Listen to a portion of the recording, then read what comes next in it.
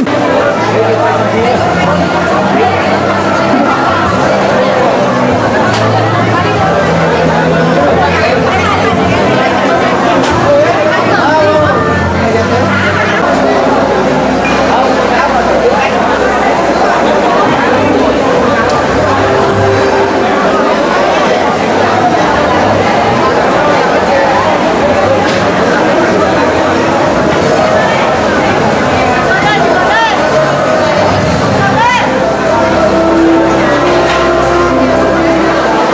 kính thưa với tất cả các đại biểu khách quý,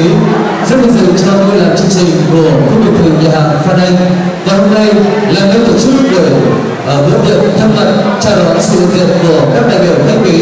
cùng với tất cả những tình cảm trân trọng và sự chào mừng của gia đình họ nhà trai hôm nay được đón tiếp sự hiện diện của các quý vị từ mọi miền quê hương để có mặt tại hội trường ngày hôm nay để chúng ta hãy cùng với tất cả các quý vị và cùng với những tình cảm trân trọng của gia đình cũng như những người làm chương trình chúng tôi xin được gửi tới lời chào mừng trân trọng nhất với sự hiện diện của các quý vị cùng lời chào lòng cảm ơn với khách của gia đình. Mong rằng toàn thể công trường hãy dành những tràng và những tay đồng nhiệt nhất để chào mừng tất cả các đại biểu hôm nay cùng về dự và chúc mừng. Kính thưa các quý vị, và bây giờ chúng tôi xin được trân trọng giới thiệu ông Thái Bắc là người sinh thành ra chú rể cùng đại diện cho gia đình sẽ cùng có mặt trước bàn hôn lễ ngày hôm nay. Xin được trân trọng giới thiệu và kính mời xin mời.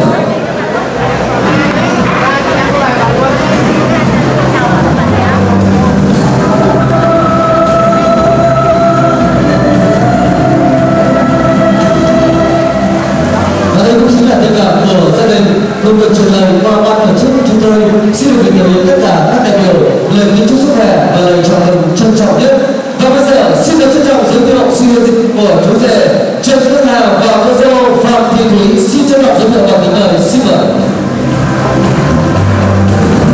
Đây chính là giây phút mà chú rể cô dâu được ra mắt với sự có mặt của tất cả các đại biểu khách quý. Kính chúc rằng toàn thể của trường hãy dành những tràng đêm nhiệt nhất để chúc mừng cho chú rể Trần Xuân Hà và cô dâu Phạm Thị Thúy.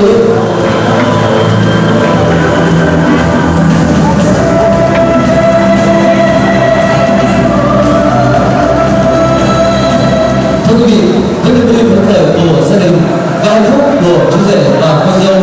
được sự có mặt của tất cả các quý vị khách quý đã cùng tạo cho hội trường của chúng ta thực sự đầm ấm với những tình cảm trân trọng, những có mặt để nâng cấp cũng như tình cảm của gia đình. Chúng tôi xin được trân trọng giới thiệu đại diện của gia đình sẽ có những lời phát biểu. Xin được trân trọng giới thiệu và kính mời.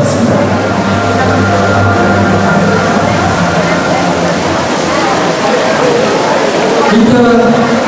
toàn thể các cụ, các ông các bà, kính thưa toàn thể quan nhân hai họ hàng, bạn bè của gia đình và các cháu, kính thưa toàn thể hội hôn, chúng tôi rất cảm động toàn thể các ông các bà, các cô các bác, các anh các chị đã bớt chút thời gian đến dự lễ thành hôn của con chúng tôi. Trước giờ vui sướng này chúng tôi không biết nói gì hơn, chỉ biết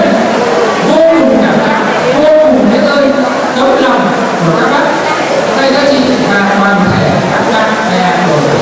chúng tôi và các cháu xa gần. Xin chúc các vị một ngày tốt lành và nhiều hạnh phúc.